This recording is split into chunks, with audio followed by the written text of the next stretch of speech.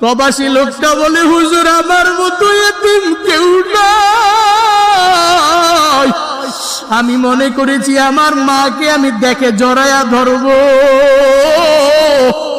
আমার মায়ের জানাজায় আমি থাকতে পারি নাই, আমার বাবার জানাজায়ও থাকতে পারলাম না। ও আল্লাহ, এই ময়দানের মধ্যে যাদের মা নাই, মায়ের কবর তুমি জান্নাতের বাগান বানায়া দাও। যাদের বাবা নাই, বাবার কবর জান্নাতের বাগান বানায়া দাও।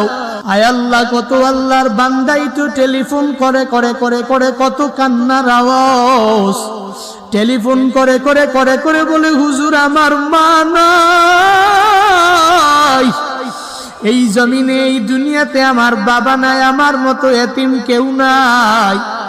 এক প্রবাসী আল্লাহর বান্দা টেলিফোন করে করে করে করে কান্নার জন্য কথা বলে না।